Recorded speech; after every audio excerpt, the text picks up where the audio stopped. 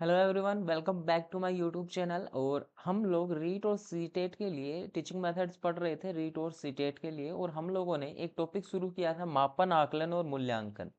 देखिए, पहली क्लास हम लोग कर चुके थे, मापन हम लोगों ने पढ़ लिया था। आज की क्लास में हम लोग आकलन पढ़ेंगे। और मेरी गारंटी है, प्लीज़ वीडियो को पूरा देखना, उसके बाद में ज़िंदगी में कभी रिवीजन करने की भी आवश्यकता नहीं पड़ने वाली है। ठीक है, चलिए। आकलन हम लोग पढ़ेंगे और पूरा एकदम आराम से समझेंगे। इसमें दो ही इंपॉर्टेंट चीज़ें होती हैं, आकलन के प्रकार और आकलन के प्रतिमान। ठीक है, दोनों चीज़ों को बहुत ही बेहतरीन तरीके से समझेंगे, बस आप लोग वीडियो को अंत तक देखिएगा। चलिए शुरू करते हैं। उससे पहले अगर आप लोग चैनल पे नए हैं तो चैनल को सब्सक्राइब कर लीजिए, वीडियो पसंद आए तो लाइक ज़रूर करिएगा। देखिए, आकलन होता क्या है? आकलन को हम लोग अंग्रेजी भाषा में असेसमेंट बोलते हैं। ठीक है, आकलन वास्तविक तौर पे क्या होता है, मतलब इसकी डेफिनेशन क्या होती है? तो आकलन की परिभाषा एक तरीके से ये होती है, हम लोग शॉर्ट फॉर्म में समझें तो तथ्यों को एकत्रित करना। तथ्यों का संकलन भी बोलते हैं हिंदी भाषा में एकत्रित करने को। ठीक है, तो तथ्यों को इकट्ठा करना क्या होता है? आकलन होता है। क्यों करते हैं हम लोग तथ्यों को एकत्रित? क्योंकि किसी भी विषय में हम लोग जब निर्णय देते हैं तो हमें कुछ प्रूफ्स चाहिए होते हैं। कुछ एक, अब ऐसे मतलब बालक बुरा है या होशियार है, कमजोर है, अच्छा है, कुछ भी हम लोगों को अगर निर्णय लेना है तो हमें कुछ तथ्य चाहिए, कि उसकी रिपोर्ट्स होनी चाहिए, उसने कुछ भी कार्य किया उसकी रिपोर्ट्स होनी चाहिए। तो जब उन तथ्यों को हम लोग एकत्रित करते हैं तो वो ही प्रोसेस आकलन कहलाती है। ठीक है, सभी को क्लियर है?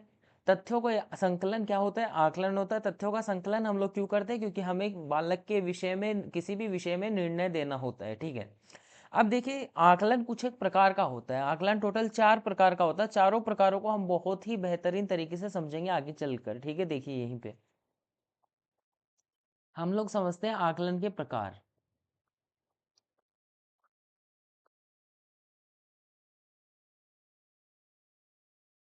देखिए, आकलन के प्रकार समझने से पूर्व हम लोगों चारों के चारों जो प्रकार हैं उनके नाम लिख लेते हैं, ताकि आप लोगों को आसानी रहे। यहाँ मैं चारों के चारों जो आकलन के टाइप हैं वो उनके नाम लिख देता हूँ। और देखिए, मेरी आपको ये गुजारिश रहेगी कि आप चारों नामों को अंग्रेजी भाषा में याद रखें, क्योंकि इंग्लिश में बहुत आसान नाम है जबकि हिंदी में बहुत ही कठिन है। तो मैं यहाँ नाम इंग्लिश में ही लिखता हूँ, उसके बाद में आगे हम लोग हिंदी में भी देख लेंगे। तो सबसे पहले होता है base line assessment. Base line assessment. उसके बाद में दूसरा होता है फॉर्मेटिव। तीसरा होता है समेटिव। एंड चौथा जो हमारा होता है वो होता है डायग्नोस्टिक। ठीक है, इनके आगे असेसमेंट लगा देना, क्योंकि आकलन के ही प्रकार हैं। अब देखिए, चारों के चारों क्या होते हैं, क्या नहीं होते, किस प्रकार से वर्क करती है थ्योरी, वो सारी चीजें हम लोग अब पढ़ेंगे एक एक करके। और आगे चलकर हम लोग अब पढ़ते हैं सबसे पहले हमारा बेस लाइन असेसमेंट। इसको बोलते हैं आधार रेखा आकलन या स्थानापन्न आकलन।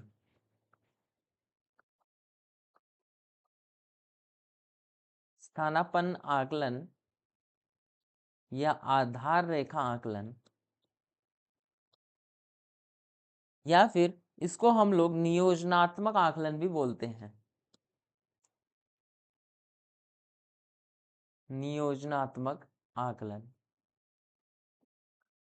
देखा ना, आप कितने हार्ड नाम है, लेकिन जब अंग्रेजी में दिया होगा तो बेस लाइन असेसमेंट देगा, बहुत ही आसान नाम होता है बेस लाइन असेसमेंट। ठीक है, चलिए।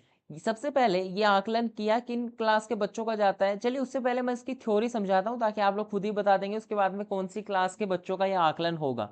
देखिए, स्थानापन्न आकलन क्या होता है? ये होता है कि जब भी बालक, जैसे मान लीजिए स्कूल में एडमिशन लेने के लिए जाता है, तो तब इसका ये किया जाता है कि बालक के अधिगम स्तर की जांच करने के लिए, अधिगम स्तर की जांच करने के लिए, अधिगम स्तर की जांच करने के लिए क्यों किया जाता है? जैसे ही बालक मान लीजिए किसी स्कूल में जाता है और उससे 10वीं क्लास में एडमिशन लेना है, तो 9वीं क्लास तक के जो भी उसका पाठ्यक्रम है उसकी जांच की जाएगी कि उसको कितना आता है, उसको क्या हमें सिखाना है।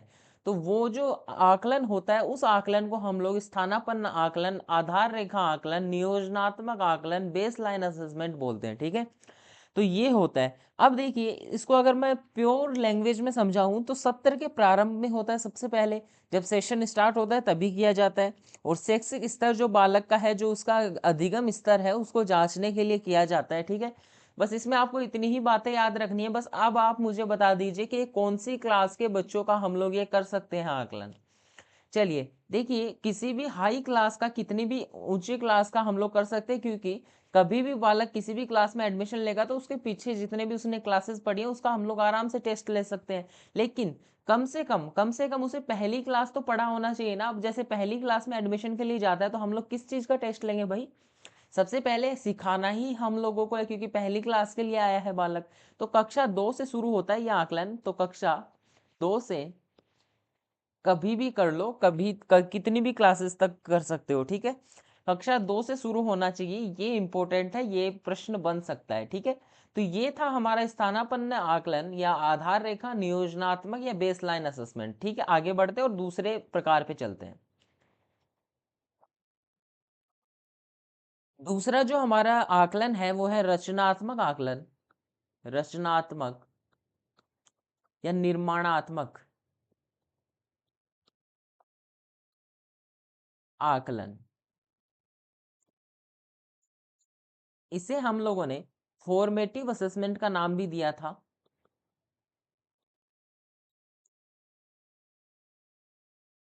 ठीक है, देखिए फॉर्मेटिव असेसमेंट या रचनात्मक या निर्माणात्मक आकलन क्या होता है। सबसे पहले तो ये कब किया जाता है? तो ये किया जाता है शिक्षण अधिगम प्रक्रिया के दौरान। ठीक है, लर्निंग प्रोसेस के दौरान। तो मैं लिख देता हूं ड्यूरिंग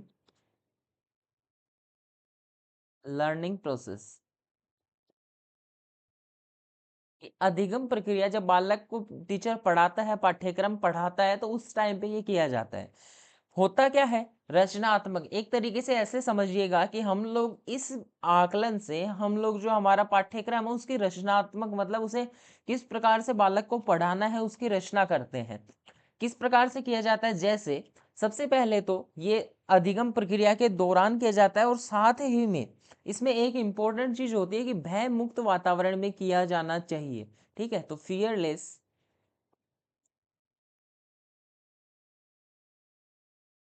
इन्वायरमेंट। ठीक है, फियरलेस इन्वायरमेंट होना चाहिए, मतलब भय मुक्त वातावरण होना चाहिए। मैं हिंदी में भी लिख देता हूं।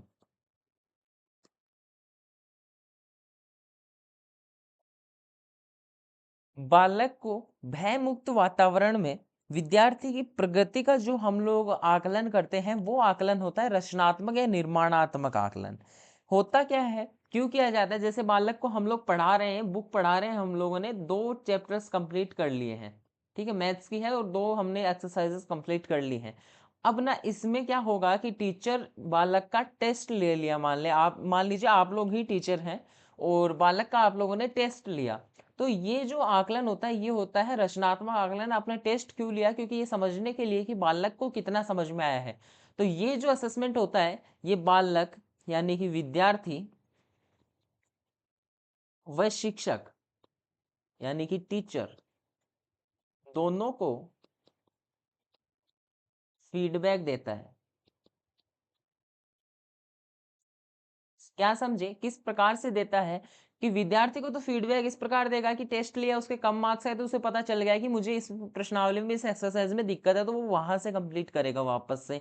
शिक्षक को किस प्रकार से फीडबैक देगा कि बालक को अगर नंबर कम मिल रहे हैं तो वो शिक्षक को बताएगा ये आकलन कि हाँ उसको इस वे एक्सरसाइज में दिक्कत है या इस प्रकार के प्रश्नों में दिक्कत है, और आपका जो पढ़ाया हुआ है उसमें कुछ ना कुछ कमी रही कि बालक को समझ में नहीं आया। ठीक है, तो विद्यार्थी और शिक्षक दोनों को फीडबैक देता है हमारा रचनात्मक फॉर्मेटिव निर्माणात्मक आकलन। ठीक है, अब देखिएगा और आगे बात करें तो इसका जो मुख्य उद्देश्य होता है वो होता है अधिगम प्रक्रिया जो है, बालक में जो सीखना है उसका निरंतर विकास करना। ठीक है, यहां लिख देता हूं मुख्य उद्देश्य बालक में अधिगम का निरंतर विकास करना। स्क्रीनशॉट ले सकते हैं आप लोग, अगर आपको लिखना नहीं है तो स्क्रीनशॉट ले लीजिए, मैंने काफी अच्छे तरीके से लिख दिया है। आगे बढ़े, क्लियर है ना सभी को? तो इसमें हम लोगों ने देखा कि बालक की भी भूमिका इसमें होती है, ठीक है, बालक को भी ये जो है ये फीडबैक देता है।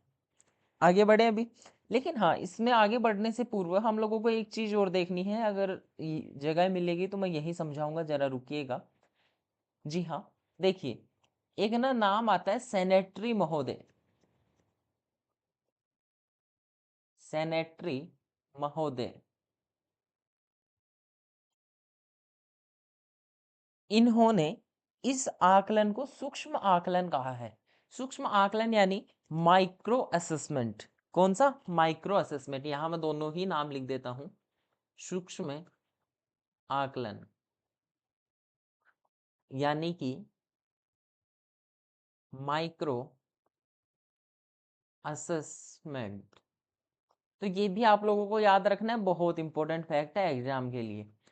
सेनेटरी महोदय ने किस आकलन को माइक्रो असेसमेंट कहा है या सूक्ष्म आकलन कहा है? तो आप लोगों का जवाब होगा रचनात्मक या निर्माणात्मक आकलन को सेनेटरी महोदय ने सूक्ष्म आकलन की संज्ञा दी है। आगे बढ़े, चलिए आगे बढ़ते हैं और अब हम लोग पढ़ते हैं, बहुत ही इंपॉर्टेंट और बहुत ही आसान है, मतलब दो हम लोगों ने देखा है, दोनों का स्क्रीनशॉट ले सकते हैं, आप लोगों की स्क्रीन पे है वीडियो पॉज करके। तीसरे पे हम लोग चलते हैं और तीसरा हमारा है समेटिव असेसमेंट। समेटिव यानी सारांशात्मक।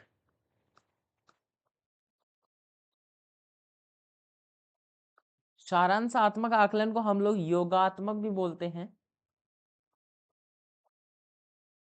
या फिर संकलनात्मक आकलन।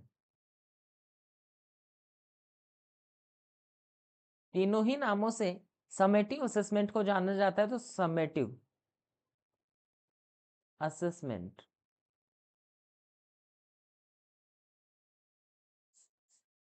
चलिए अब समझते हैं कि जो हमारा समेटिव असेसमेंट है वो होता क्या है। ये सबसे पहले बहुत ही इंपॉर्टेंट है, और किस प्रकार से है, क्योंकि फॉर्मेटिव और समेटिव में डिफरेंस आप लोगों को याद रखना होता है हमेशा। तो देखिए, सबसे पहले तो ये पाठ्यक्रम या हमारा जो सेशन है उसके अंत में किया जाता है। तो मैं लिख देता हूं पाठ्यक्रम की समाप्ति पर।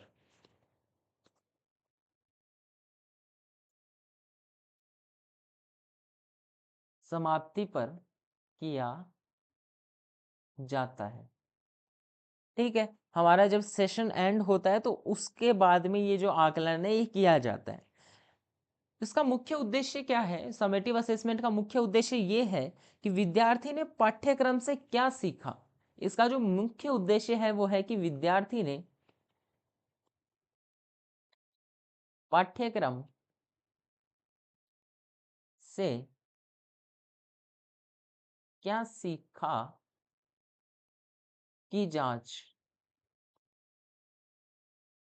करना। मतलब जैसे मैंने आपको एक एग्जाम्पल दिया, पीछे वापस से चलते और यहीं पे समझाता हूँ मैं आप लोगों को। यहाँ देखिए, हम लोगों ने देखा कि 2 चैप्टर थे, कितने में से मान लीजिए टोटल 15 चैप्टर्स हैं अगर बुक में, ठीक है। तो 15 चैप्टर में से 2 कंप्लीट होने पे जो किया वो तो था फॉर्मेटिव, जबकि 15 चैप्टर कंप्लीट हो गए हमारे, उसके बाद में हम लोगों ने जो एग्जाम, जैसे मान लीजिए हमारी लगती है जो परीक्षा हम लोग बोलते हैं, तो वो परीक्षाएं कौन सी है? वो समेटिव है। मतलब उसमें फिर हम लोग को इम्प्रूवमेंट नहीं कर सकते, वो हमें बस ऐसे चेक करने के लिए हम लोग वो करते हैं कि बालक ने, हम लोगों ने जो भी पढ़ाया है उसमें कितना सीखा है, कितना उसने इम्प्रूवमेंट किया है, कितना उसके व्यवहार में परिवर्तन हुआ है, कितना कितना उसने अपने जीवन में उस चीज को उतारा है, ठीक है। तो ये होता है हमारा समेटिव असेसमेंट। और आकलन, सबसे पहले ऐसा नहीं होता कि आकलन केवल फॉर्मल हो। आकलन जो है वो इनफॉर्मल भी हो सकता है, औपचारिक और अनौपचारिक दोनों ही हो सकता है, ठीक है।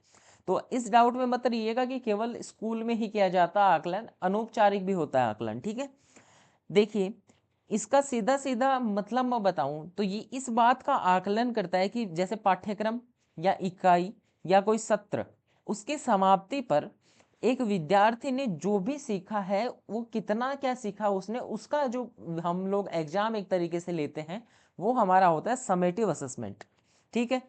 अब जो सेनेटरी महोदय का नाम हम लोगों ने पिछली वाली स्लाइड में पढ़ा फॉर्मेटिव असेसमेंट के लिए, उनका नाम इसमें भी आता है। यहां मैं लिख देता हूं सेनेटरी महोदय ने क्या कहा है इसको।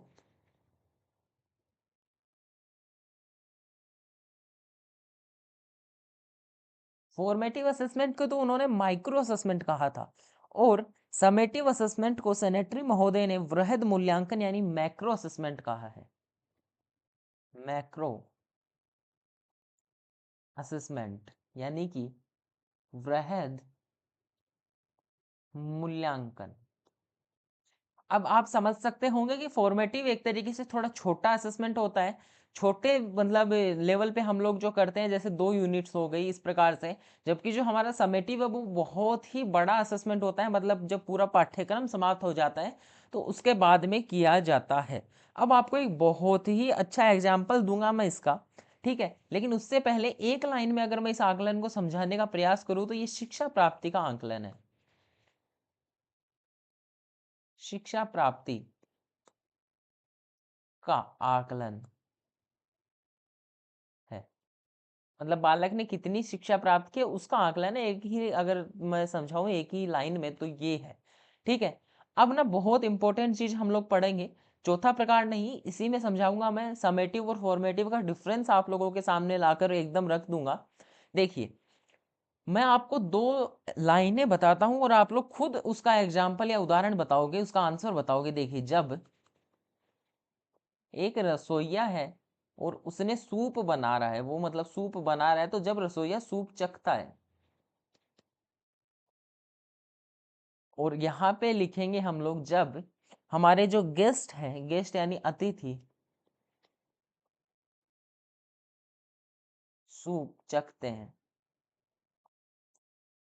अब बताइए दोनों में से कौन सा तो हमारा फॉर्मेटिव होगा और कौन सा हमारा समेटिव होगा। दोनों आकलन मैंने आपके सामने ला के रख दिए हैं, दोनों ही उदाहरण आपके सामने दे दिए हैं, तो अब आप मुझे बताइए कौन सा फॉर्मेटिव होगा और कौन सा समेटिव होगा। देखिए, फॉर्मेटिव असेसमेंट वो होता है जो इम्प्रूवमेंट के लिए किया जाता है, मतलब हम लोग 2 यूनिट के बाद में अगर बालक का टेस्ट लेते हैं तो हम लोग उसमें कुछ इम्प्रूवमेंट कर सकते हैं।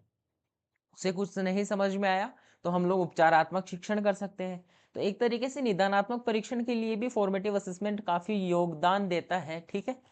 तो हम लोग फॉर्मेटिव असेसमेंट में हम लोग इम्प्रूवमेंट कर सकते हैं, जैसे रसोइया सूप बना रहा है, और कब वो उसमें इम्प्रूवमेंट कर सकता है, जब अतिथि सूप को चख लेंगे उसके बाद में दोबारा इम्प्रूवमेंट करेगा क्या, कि उन्होंने बोल दिया कि एकदम घटिया बना है तो अब उसमें कुछ सुधार थोड़ी ना करेगा, वो तो उनका फाइनल डिसीजन आ गया कि सूप एकदम घटिया बना है। लेकिन रसोइया सूप बना रहा है, उसने चखा, उसने देखा नमक कम है, उसने नमक डाल दिया, बालक का टेस्ट लिया गया, उसे पता है कि इस एक्सरसाइज में दिक्कत है, शिक्षक ने वो एक्सरसाइज दोबारा समझा दी, एक ही चीज हुई ना। तो जब रसोइया सूप चखता है तो ये होता है फॉर्मेटिव, जब अतिथि सूप चखते हैं तो जो फाइनल रिजल्ट होता है वो ही देते हैं, तो समेटिव, ठीक है। तो दोनों में ये डिफरेंस है, एक ही लाइन में आप लोग समझ जाएंगे, अब समझने वाले समझ गए, वरना वीडियो को रिवाइंड करके एक बार देख लीजिएगा, ठीक है। अब चलिए चौथा प्रकार हम लोग समझते हैं, और बहुत आसान है, हम लोगों ने पूरी क्लास एक इस पे बनाई थी चौथे प्रकार पे, और अच्छी तरीके से हम लोगों ने पढ़ा था पूरी 40 मिनट की क्लास में। चौथा आकलन है हमारा निदानात्मक आकलन।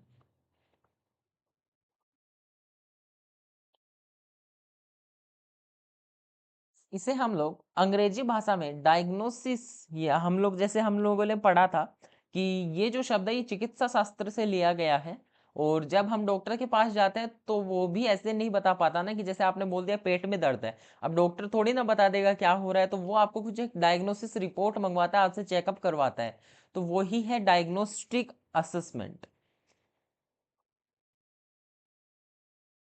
Diagnostic assessment. अब देखिए, दोनों मतलब दोनों क्या एक ही है, निदानात्मक आकलन होता क्या है, अधिगम की कठिनाइयों के कारणों का पता लगाना, एक ही लाइन में मैं बोलूं तो, ठीक है, एक ही लाइन में अगर मैं समझाऊं तो यहां लिखते हैं अधिगम के कठिनाई के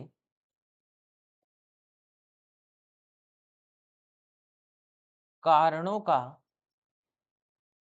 पता लगाना।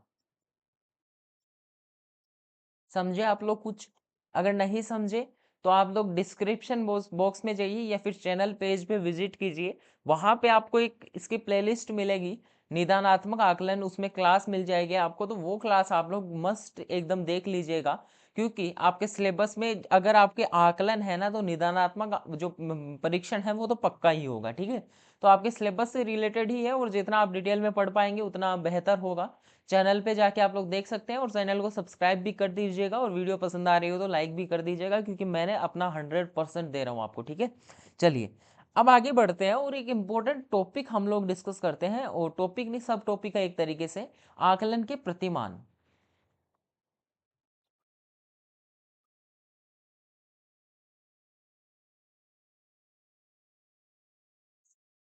अभी तक हम लोगों ने आकलन के प्रकार पढ़ा है, लेकिन अब हम लोग आकलन के प्रतिमान पढ़ेंगे, ठीक है।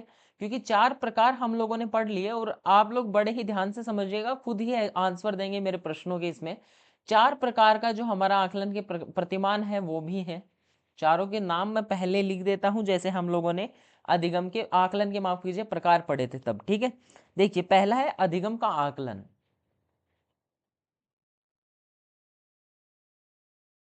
अधिगम का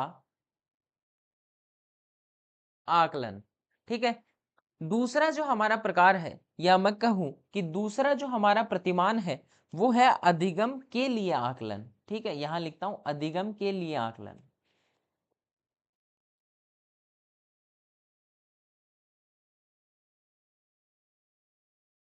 तीसरा जो हमारा प्रतिमान है वो है अधिगम के रूप में आकलन।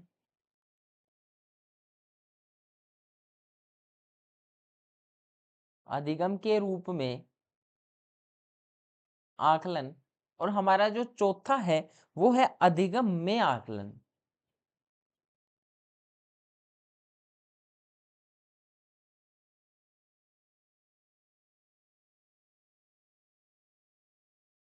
ठीक है, अंग्रेजी भाषा में लिख देते हैं एक बार, क्या पता अगर कोई इंग्लिश मीडियम का स्टूडेंट हो तो वो भी समझ जाएगा। देखिएगा, अधिगम का आकलन का मतलब होता है असेसमेंट ऑफ लर्निंग, ठीक है। अधिगम के लिए आकलन का मतलब होता है असेसमेंट फॉर लर्निंग, ठीक है। के लिए का मतलब होता है क्या, असेसमेंट फॉर लर्निंग। अधिगम के रूप में का मतलब होता है एज लर्निंग, ठीक है। अधिगम में का मतलब होता है इन लर्निंग, ठीक है। समझिए आप लोग। अब चलिए एक एक के बारे में डिटेल में डिस्कस करते हैं। सबसे पहले आता है अधिगम का आकलन।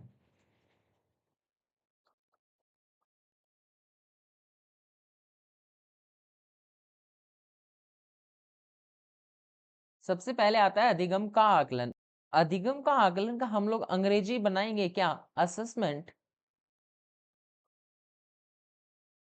Of learning. अब बहुत सिंपल है, आप लोग नाम से ही समझ जाएंगे, क्योंकि हम लोग पहले पढ़ चुके हैं। अभी हमने जो प्रकार पढ़े उसी प्रकार से ही ये है, तो आप आसानी से समझेंगे। असेसमेंट ऑफ लर्निंग क्या होता है, अधिगम का आकलन क्या होता है। देखिए, जो भी बालक ने सीखा उसका आकलन, मतलब जो भी बालक ने सीखा है। अधिगम क्या होता है, जो बालक सीखता है, और उसका आकलन क्या होता है, मतलब जो सीखा, कितना क्या सीखा, उसका आकलन, एक ही बात है, ठीक है। तो इसमें शिक्षण अधिगम प्रक्रिया की समाप्ति पर किया जाता है। मैं लिखता चलता हूँ एक एक पॉइंट्स, ताकि आप लोगों को कोई दिक्कत ना हो। शिक्षण अधिगम प्रक्रिया के समापन पर, अधिगम प्रक्रिया की समाप्ति पर, ठीक है। अधिगम प्रक्रिया की समाप्ति पर किया जाता है, और बालक के व्यवहार में कितना परिवर्तन हुआ इसलिए किया जाता है, ठीक है। इसकी जांच के लिए किया जाता है। समझे होंगे आप। और अब आप लोग रिलेट कीजिएगा कि ये जो आकलन है ये किस आकलन के प्रकार से संबंधित है। फॉर्मेटिव, समेटिव, डायग्नोसिस, बेसलाइन, चारों में से किससे समेट, मतलब किससे रिलेटेड है, मुझे बताइएगा। अधिगम प्रक्रिया की समाप्ति पर कौन सा आकलन किया जाता है भाई, समेटिव, योगात्मक, या फॉर्मेटिव, बताइए। योगात्मक आकलन। तो ये जो है ये योगात्मक आकलन के समान है। इसका एक फॉर्मूला याद रखिएगा कि शिक्षण अधिगम प्रक्रिया, दूसरे कलर से लिखते हैं हाईलाइट करके थोड़ा। देखिए, अधिगम के अंत में इसका क्या पता चलेगा कि बालक ने कितना सीखा, तो शिक्षण अधिगम प्रक्रिया की समाप्ति पर अधिगम स्तर,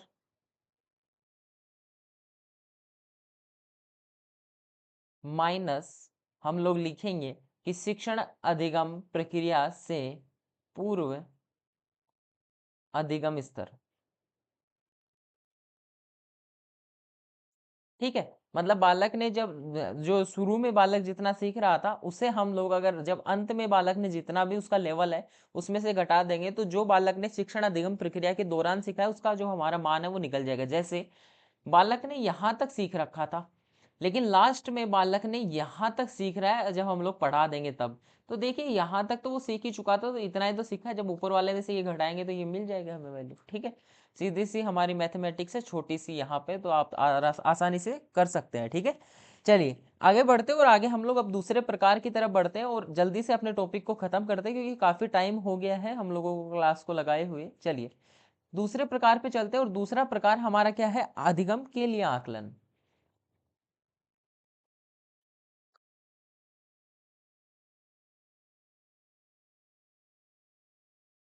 अधिगम के लिए आकलन, assessment for learning. Assessment for learning इसका अर्थ ये है कि ये पहली बात तो शिक्षण अधिगम प्रक्रिया के दौरान किया जाता है, मैं लिख देता हूं शिक्षण शॉर्ट फॉर्म में लिखता हूं मैं। ठीक है, अधिगम प्रक्रिया के दौरान। ठीक है, जो हमारा अधिगम पहला हमने पढ़ा, जो प्रतिमान हम लोगों ने पढ़ा अधिगम का आकलन, तो वो तो किया जाता था शिक्षण अधिगम प्रक्रिया के अंत में, जबकि ये किया जाएगा शिक्षण अधिगम प्रक्रिया के दौरान। ठीक है, शिक्षण अधिगम प्रक्रिया के दौरान किया जाता है और विद्यार्थी के अधिगम करने की क्षमता कितनी है इसकी जांच के लिए किया जाता है। तो आप लोग मुझे बताइए शिक्षण अधिगम प्रक्रिया के दौरान कौन सा आकलन किया जाता था, फॉर्मेटिव, फॉर्मेटिव असेसमेंट। तो ये हो गया अधिगम के लिए आकलन। आगे बढ़ते तीसरा प्रकार देखते हैं। तीसरा बहुत इंपॉर्टेंट है और हमारा जो शिक्षा में हम लोग जो भी बढ़ावा दें अगर हम इसे दे तो बहुत ही अच्छी बात होती है, अधिगम के रूप में आकलन।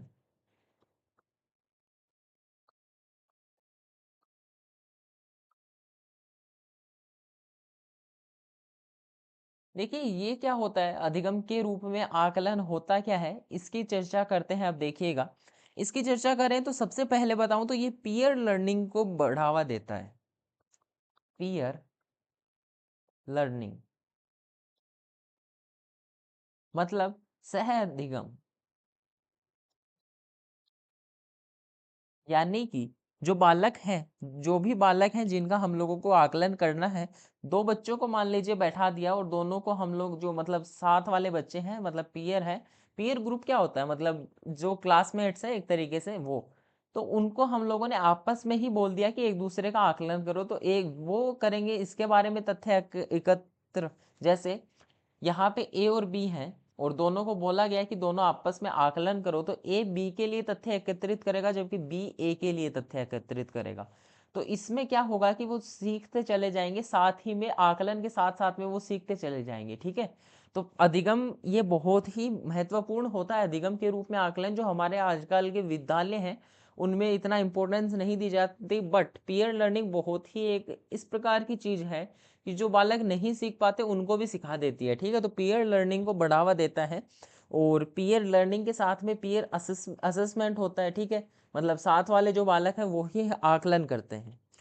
इसमें क्या होता है, इसमें अध्यापक और विद्यार्थी की बराबर भूमिका होती है। सबसे पहले अध्यापक और विद्यार्थी दोनों मिलकर अधिगम की डिजाइन बनाते हैं, उसके बाद में अधिगम की डिजाइन बनाने के बाद में आकलन की रचना करते हैं और उसके बाद में हम लोग, जैसे मैं लिख देता हूं अधिगम की डिजाइन, डिजाइन आकलन की रचना और उसके बाद में अधिगम प्रगति मैप। ये तीनों की तीनों चीजें टीचर प्लस स्टूडेंट दोनों मिलके बनाते हैं। ठीक है, तो दोनों की बहुत ही महत्वपूर्ण समान भूमिका होती है किसमें, अधिगम के रूप में आकलन में। आगे बढ़ते हैं, आगे बढ़ते हैं और देखेंगे अधिगम में आकलन, चौथा पॉइंट हमारा